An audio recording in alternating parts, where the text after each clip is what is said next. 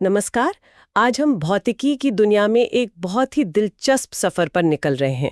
Richard Feynman की जो मशहूर किताब है ना, QED, प्रकाश और पदार्थ का अजीब सिद्धांत, उसके कुछ खास हिस्सों पर बात करेंगे। हाँ, हमारे पास किताब के कुछ अंश हैं। इजी की भूमिका है, मॉर्टनल का प्राक्कथन, लाइटिंग की प्रस्तावना और खुद फेनमैन का लिखा इंट्रोडक्शन और कुछ अहम चैप्टर्स के पॉइंट्स। और हमारा मकसद है फाइनमैन के उस अनोखे तरीके को समझना जिससे उन्होंने क्वांटम इलेक्ट्रोडायनेमिक्स मतलब QED जैसे मुश्किल विषय को समझाया। बिल्कुल। और मजे की बात यह है कि उन्होंने कोई भारी भरकम गणित इस्तेमाल नहीं किया, बल्कि वो जिसे छोटे तीर कहते थे, यानी संभावना आयाम, उनका इस्तेमाल किया। तो हम यही समझने की कोशिश करेंगे कि ये थ्योरी, जिसे मतलब भौतिकी का नगीना कहते हैं, इतनी कामयाब क्यों है और साथ ही ये हमारे रोजमर्रा के अनुभव से इतनी अलग, इतनी अजीब क्यों है। हाँ, ये वाकई अजीब है। शुरुआत फेनमैन से ही करते हैं, उनके व्यक्तित्व से। एजी ने लिखा है कि फेनमैन सिर्फ एक जबरदस्त फिजिसिस्ट ही नहीं थे, बल्कि बड़े रंगीन मिजाज इंसान भी थे। हाँ, मैंने भी पढ़ा, बोंगो ड्रम बजाना, ताले खोलना, शो गर्ल्स का भी जिक्र था। बिल्कुल। लेकिन देखिए, जब विज्ञान समझाने की बात आती थी तो वो बहुत सीरियस थे। उन्हें वो किताबें बिल्कुल पसंद नहीं थी जो चीजों को आसान बनाने के चक्कर में मतलब असलियत को ही बिगाड़ देती हैं। सही कहा। उनका मकसद साफ था, QED को वैसे का वैसा समझाना जैसा वो है, पूरी सच्चाई और उसके सारे अजीबपन के साथ। बिना किसी लाग लपेट के। और शायद इसीलिए ये किताब इतनी खास है। ना तो ये कोई आम साइंस की किताब है, ना कोई टेक्स्ट बुक। इजी ने ठीक ही लिखा है, हर लाइन पर रुक कर सोचना पड़ता है। वो माया पुजारी वाली मिसाल याद है? पुजारी बस रटा देता है गुणा कैसे करना है। फेनमैन कंकड़ और जार से गुणा का मतलब समझाते हैं। उनका जोर हमेशा समझने पर था, क्यों और कैसे पर। और उनका वो लगातार क्यों पूछना, ये उनकी पहचान थी।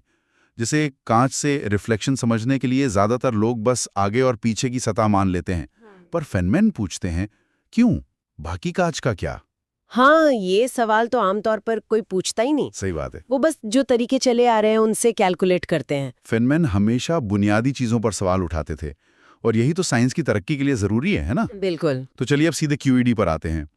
फेनमैन का इरादा था प्रकाश और इलेक्ट्रॉन, उनका बर्ताव, उनका आपस में मिलना जुलना, इसे ठीक ठीक समझाना, भले ही वो कितना भी अजीब क्यों ना लगे। और इस थ्योरी का दायरा तो मतलब चौंकाने वाला है। फेनमैन कहते हैं कि गुरुत्वाकर्षण और न्यूक्लियर चीजों को छोड़ दें, जैसे रेडियो एक्टिविटी वगैरह, तो QED लगभग हर चीज के पीछे है। केमिस्ट्री, बायोलॉजी, पेट्रोल का जलना, नमक या तांबे का सख्त होना, सब कुछ। सब कुछ? ये तो हाँ, ये सचमुच फिजिक्स की सबसे कामयाब, सबसे ज्यादा परखी हुई थ्योरीज में से एक है। और इसकी सटीकता, वो उदाहरण जो कमाल का है, लॉस एंजलिस से न्यूयॉर्क की दूरी को एक इंसान के बाल की मोटाई जितनी सटीकता से नापना, ये कैसे मुमकिन है? देखिए, ये सटीकता ऐसे ही नहीं आई। शुरू में जब साइंटिस्ट QED कैलकुलेशंस करते थे तो जवाब इन्फिनिटी आते थे, अनंत, जिसका कोई मतलब नहीं निकलता। अच्छा, ये तो बड़ी दिक्कत रही होगी। बहुत बड़ी। इसे 1948 के आसपास श्विंगर, टोमोनागा और फेनमैन तीनों ने अलग अलग सुलझाया, एक तकनीक से जिसे कहते हैं रीनॉर्मलाइजेशन, पुनः सामान्यकरण। इस पे थोड़ी देर में बात करेंगे, क्योंकि वो खुद भी कम अजीब नहीं है। फेनमैन शुरू में ही कह देते हैं, देखो भाई, प्रकृति जैसी है उसे वैसी मानना पड़ेगा, हमारा कॉमन सेंस, हमारी सहज बुद्धि यहाँ काम नहीं आने वाली। बिल्कुल। अगर थ्योरी एक्सपेरिमेंट से मैच करती है तो बस वही मायने रखता है, भले ही वो कितनी भी बेतुकी लगे। ये बात मानना थोड़ा मुश्किल है। लगता है कि चीजें लॉजिकल होनी चाहिए। हाँ, लेकिन प्रकृति को समझने के लिए कभी कभी अपनी सबसे गहरी सोच को भी छोड़ना पड़ता है। ये QED का पहला सबक है। ठीक है, अब आते हैं प्रकाश की प्रकृति पर। फेनमैन कहते हैं लाइट एनर्जी के छोटे छोटे पैकेट से बनी है, कणों से, जिन्हें हम फोटॉन कहते हैं। हाँ, इसका सबूत भी है। अगर आप बहुत कम रोशनी में फोटो मल्टीप्लायर डिटेक्टर यूज करें तो वो क्लिक करता है, और रोशनी कम करें तो क्लिक की आवाज हल्की नहीं होती, बस क्लिक कम आते हैं। मतलब आधा फोटॉन नहीं मिल सकता, या तो पूरा आएगा या नहीं आएगा। बिल्कुल। और यहीं से असली पहेली शुरू होती है, पार्शियल रिफ्लेक्शन यानी आंशिक परावर्तन। जब लाइट कांच की सतह पर पड़ती है तो करीब 4% फोटॉन वापस लौटते हैं, 96% पार निकल जाते हैं। तो सवाल ये है कि एक अकेला फोटॉन ये फैसला कैसे करता है कि उसे वापस जाना है या पार? उसके पास कोई दिमाग थोड़ी है। फेनमैन कहते हैं नहीं, फिजिक्स ये नहीं बता सकती कि कौन सा फोटॉन लौटेगा, वो सिर्फ संभावना बता सकती है, प्रोबेबिलिटी। औसतन 100 में से 4 लौटेंगे। अच्छा, तो ये बस एक चांस की बात है। हाँ, ये प्रकृति का एक बुनियादी नियम है। हम सिर्फ संभावनाओं की भविष्यवाणी कर सकते हैं, पक्की घटनाओं की नहीं। कम से कम इस लेवल पर तो नहीं। लेकिन मामला तब और उलझ जाता है जब कांच की 2 सतहें हों, एक सामने वाली, एक पीछे वाली। अब कितने फोटॉन लौटेंगे ये कांच की मोटाई पर निर्भर करता है। हाँ, फैनमैन दिखाते हैं कि मोटाई बदलने पर रिफ्लेक्शन 0% से लेके 16% तक बदल सकता है। अब सोचिए, अगर फोटॉन सिर्फ कण हैं, तो उन्हें कांच की मोटाई का कैसे पता चलता है? ये तो बहुत अजीब है। न्यूटन ने भी इस पे सोचा था, है ना, वो फिट्स ऑफ इजी रिफ्लेक्शन वगैरह। हाँ, पर वो कोई संतोषजनक जवाब नहीं था। और ये सोचना कि सतह पर छेद या धब्बे हैं, उससे भी बात नहीं बनती। तो फिर इसका जवाब क्या है? यहीं फैनमैन का वो अनोखा तरीका आता है। वो कहते हैं, इस पहेली को सुलझाने के लिए हमें संभावनाओं को एक नई तरीके से कैलकुलेट करना होगा, छोटे तीरों से, संभावना आयामों से। तीर मतलब चित्र बनाना? ये सुनने में थोड़ा बच्चों जैसा लगता है। हाँ, लगता है, पर ये काम करता है। फाइनमैन का नियम है, किसी घटना के होने की संभावना इज इक्वल को उसके संभावना आयाम यानी तीर की लंबाई का वर्ग। जैसे 4% संभावना मतलब तीर की लंबाई 0.2 है, क्योंकि 0.2 गुना 0.2 बराबर 0.04 होता है।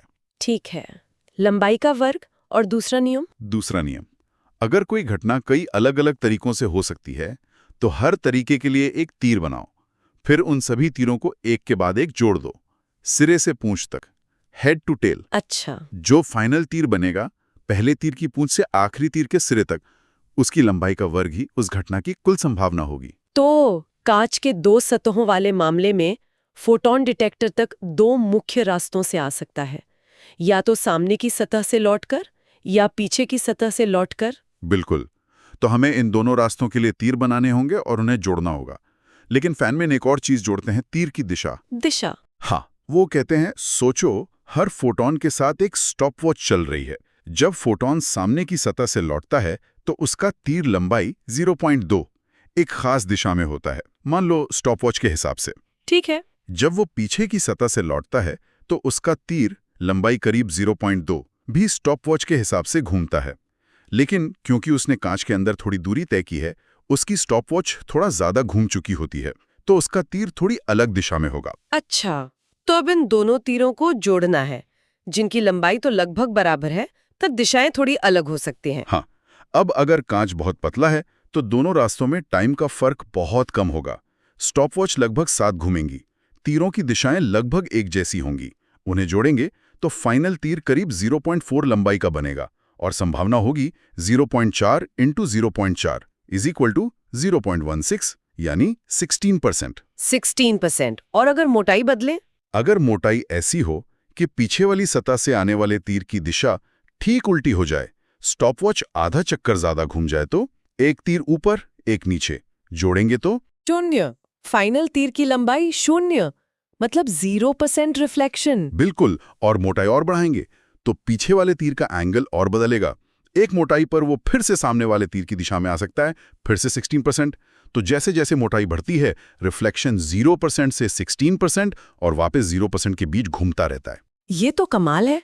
इसका मतलब फोटॉन एक तरह से दोनों रास्तों से गुजरने की संभावना रखता है, और इन संभावनाओं, इन तीरों के जुड़ने या कटने से ही नतीजा तय होता है। एकदम सही। और वो जो तेल की पतली फिल्म पर रंग दिखते हैं ना, इंद्रधनुषी रंग, वो इसी वजह से। अलग अलग रंग की लाइट के लिए स्टॉपवॉच अलग स्पीड से घूमती है, तो अलग अलग मोटाई पर अलग अलग रंग का रिफ्लेक्शन ज्यादा या कम होता है। वाह, ये तीर जोड़ने वाली तरकीब तो बड़े काम की है। और कहाँ-कहाँ लगती है ये? और भी कई जगह, जैसे प्लेन मिरर से रिफ्लेक्शन। हमें स्कूल में पढ़ाया जाता है कि एंगल ऑफ इंसिडेंस बराबर एंगल ऑफ रिफ्लेक्शन होता है। पर क्यों? फैनमैन का जवाब फिर वही होगा, तीर जोड़ो। हाँ, सिद्धांत कहता है कि लाइट सोर्स से मिरर के हर पॉइंट पर जाकर आपकी आंख तक पहुंचने की संभावना है। हर रास्ते के लिए एक तीर बनाओ। हर रास्ता मतलब लाखों करोड़ों तीर। हाँ, सिद्धांत में तो यही है। लेकिन जब आप इन सभी तीरों को जोड़ते हैं, तो पता चलता है कि सिर्फ मिरर के बीच वाले हिस्से के आसपास के रास्तों के तीर ही लगभग एक दिशा में होते हैं, जहां वो एंगल वाला नियम लगता है और रास्ता सबसे कम टाइम लेता है।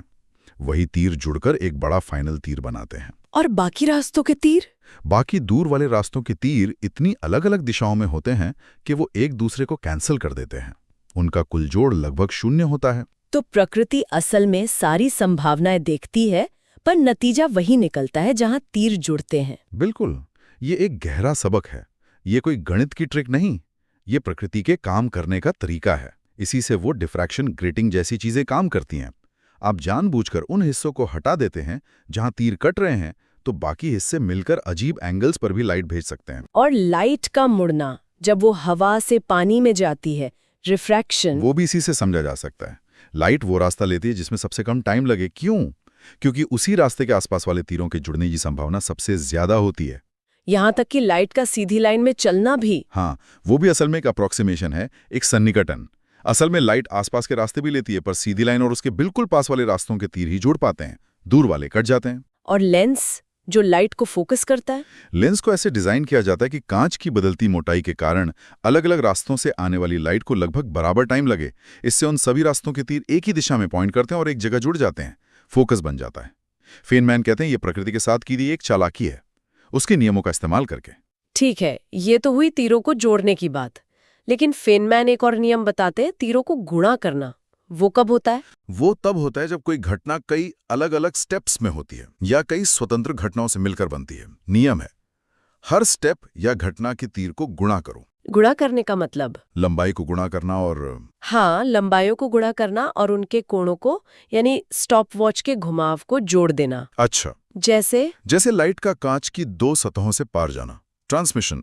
इसमें भी कई रास्ते हो सकते हैं, सीधा पार निकल जाना, या एक बार अंदर रिफ्लेक्ट होकर निकलना, या 2 बार अंदर रिफ्लेक्ट होकर निकलना वगैरह। तो इन सब रास्तों के तीरों को निकालना होगा और फिर उन्हें जोड़ना होगा, क्योंकि ये सब वैकल्पिक तरीके हैं डिटेक्टर तक पहुंचने के। ये तो काफी जटिल लग रहा है, लेकिन कमाल की बात यह है कि जब आप ये सब सही से करते हैं तो आप पाते हैं कि रिफ्लेक्शन और ट्रांसमिशन की कुल संभावना हमेशा एक होती है, 100%। मतलब ऊर्जा बर्बाद नहीं होती। बिल्कुल, प्रकृति ऊर्जा का संरक्षण करती है।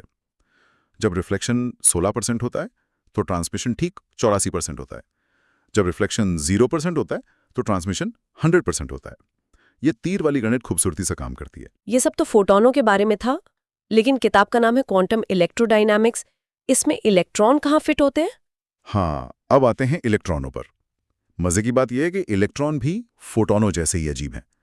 वो भी कण और तरंग दोनों की तरह बर्ताव करते हैं। अच्छा। और फेनमैन बताते हैं कि पूरी QED मतलब प्रकाश और इलेक्ट्रॉनों की सारी कहानी सिर्फ 3 बुनियादी कामों या क्रियाओं से समझी जा सकती है। सिर्फ 3? कौन सी? पहली, एक फोटोन का एक जगह और समय से दूसरी जगह और समय तक जाना। इसका अपना एक आयाम है, एक तीर है, P of A to B। ठीक। दूसरी, एक इलेक्ट्रॉन का एक जगह और समय से दूसरी जगह और समय तक जाना। इसका भी अपना तीर है, E of A to B। और तीसरी, एक इलेक्ट्रॉन का एक फोटोन छोड़ना या सोखना, एब्जॉर्ब करना। एग्जैक्टली। इसका आयाम एक छोटी सी संख्या है, वो J, जिसे कपलिंग कांस्टेंट कहते हैं। इसकी वैल्यू करीब -0.1 है। बस ये 3 क्रिया है और इनसे सब कुछ समझाया जा सकता है? केमिस्ट्री, बायोलॉजी, ये तो यकीन करना मुश्किल है। हाँ, सिद्धांत तो यही कहता है। इन 3 क्रियाओं के अलग-अलग कॉम्बिनेशन से ही सारी जटिल घटनाएं बनती हैं। जैसे 2 इलेक्ट्रॉन एक दूसरे को कैसे धकेलते हैं। वो फेनमैन डायग्राम्स, वो इसी के लिए थे ना? बिल्कुल, फेनमैन ने इन क्रियाओं को दिखाने के लिए वो चित्र बनाए। सीधी लाइन मतलब इलेक्ट्रॉन, लहरदार लाइन मतलब फोटोन, और जहां ये मिलती हैं, जंक्शन, वो कपलिंग J को दिखाता है। किसी भी प्रोसेस के लिए सारे मुमकिन डायग्राम बनाकर उनके आयाम निकालकर और जोड़कर फाइनल संभावना निकाली जाती है। उन डायग्राम्स में एक और अजीब बात थी, इलेक्ट्रॉन का समय में पीछे जाना। हाँ, वो जो E2B है ना, इलेक्ट्रॉन का एक जगह से दूसरी जगह जाना, उसकी कैलकुलेशन में ये संभावना भी शामिल है कि इलेक्ट्रॉन समय में पीछे जाए। और समय में पीछे जाता हुआ इलेक्ट्रॉन क्या होता है? वो हमें पॉजिट्रॉन के रूप में दिखता है, इलेक्ट्रॉन का एंटी पार्टिकल, प्रतिकण। ये QED की एक बहुत गहरी खोज थी। हर कण का एक एंटी पार्टिकल होता है। वैसे फोटोन अपना खुद का एंटी पार्टिकल है। तो एटम में इलेक्ट्रॉन न्यूक्लियस से कैसे बंधे रहते हैं? न्यूक्लियस, जिसमें प्रोटॉन होते हैं, और इलेक्ट्रॉन के बीच लगातार वर्चुअल फोटोनों का लेन देन होता रहता है। यही फोटोन इलेक्ट्रोमैग्नेटिक फोर्स को कैरी करते हैं और इलेक्ट्रॉन को न्यूक्लियस से बांधे रखते हैं। ये सब भी इन्हीं 3 क्रियाओं और फेनमैन डायग्राम से समझा जा सकता है। लेकिन क्या QED एकदम परफेक्ट है? फेनमैन ने आखिरी चैप्टर का नाम लूज एंड्स यानी अधूरे सिरे रखा था। तो मतलब कुछ समस्याएं हैं। हाँ हैं। सबसे बड़ी समस्या वही है जिसका जिक्र पहले किया था, इन्फिनिटी, वो रीनॉर्मलाइजेशन वाली प्रक्रिया।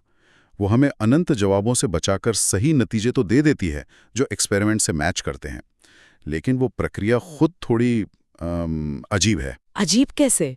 हमें एक थियोरेटिकल या नंगा मास और चार्ज मानना पड़ता है इलेक्ट्रॉन का, फिर कैलकुलेट करना पड़ता है कि हमारे नापे हुए मास और चार्ज से इनका क्या रिश्ता है। फाइनमैन ने खुद इसे डिप्पी कहा था, मतलब थोड़ी गड़बड़ प्रक्रिया। लेकिन अगर नतीजे सही आते हैं तो दिक्कत क्या है? दिक्कत ये है कि इसमें अनंत मात्राओं में से अनंत मात्राओं को घटाकर एक सीमित सही जवाब निकाला जाता है। ये भविष्यवाणी करने में तो बहुत कामयाब है, पर ऐसा लगता है जैसे हम कुछ छिपा रहे हैं या पूरी तरह समझ नहीं रहे हैं कि क्या हो रहा है। गणित के नजरिए से ये पूरी तरह संतोषजनक नहीं है। ये QED की एक सीमा है। और कोई बड़ी पहेली? दूसरी बड़ी पहेली है वो कपलिंग कांस्टेंट J, या उससे जुड़ा एक और नंबर जिसे फाइन स्ट्रक्चर कांस्टेंट अल्फा कहते हैं, जिसकी वैल्यू करीब 1137 है। ये नंबर J या इलेक्ट्रॉन का चार्ज E आता कहां से है? ये ठीक इतना ही क्यों है? इसका कोई जवाब है? नहीं, कोई नहीं जानता। ये फिजिक्स के सबसे गहरे रहस्यों में से एक है। फाइनमैन ने मजाक में कहा था कि हर अच्छे थ्योरेटिकल फिजिसिस्ट को ये नंबर अपनी दीवार पर लिखकर रखना चाहिए और सोचना चाहिए कि ये कहां से आया। तो QED इलेक्ट्रॉनों और फोटॉनों के लिए बहुत अच्छी है, पर ये पूरी कहानी नहीं है।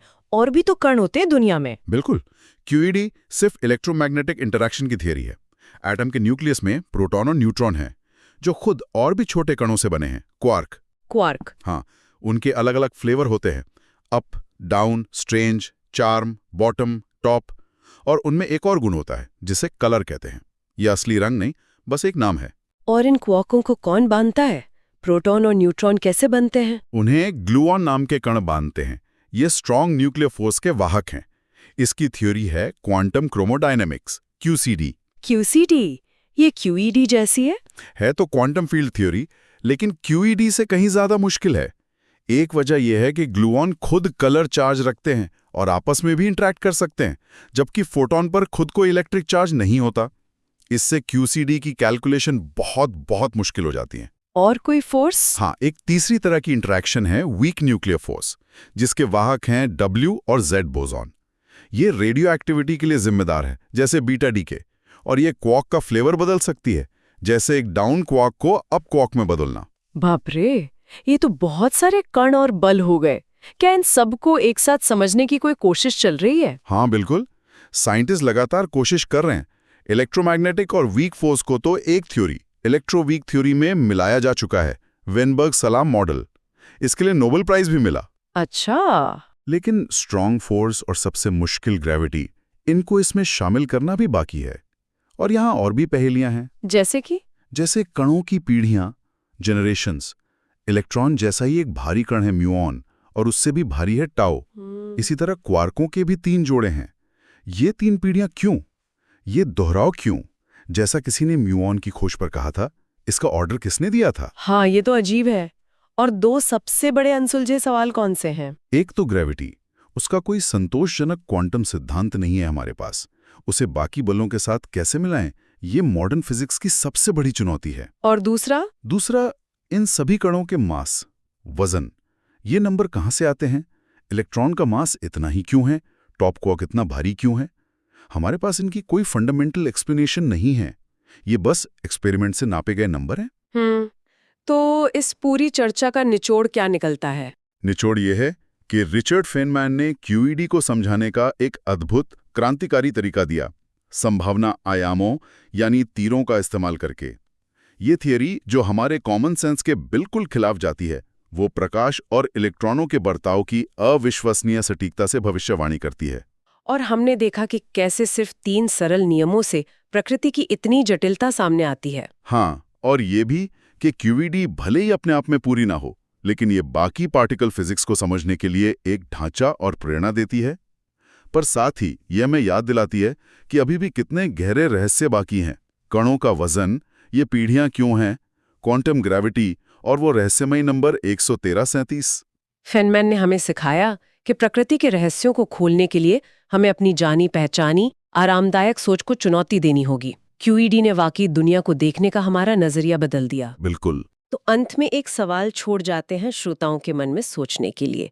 जिस तरह QED ने हमें एक ऐसी हकीकत दिखाई जो हमारे रोजमर्रा के अनुभव से बिल्कुल परे है, क्या ब्रह्मांड के दूसरे बड़े रहस्य जैसे चेतना क्या है, समय का असली मतलब क्या है, या खुद ये रियलिटी, ये वास्तविकता क्या है, क्या उन्हें समझने के लिए भी हमें इसी तरह के किसी अतार्किक या अजीब लगने वाले फ्रेमवर्क को अपनाने की जरूरत पड़ेगी? क्या हमें अपनी सबसे बुनियादी धारणाओं पर सवाल उठाने के लिए तैयार रहना होगा, ये मानते हुए कि शायद प्रकृति के कुछ पहलू हमेशा हमारी सीधी सादी समझ से परे ही रहेंगे? ये सोचने वाली बात है।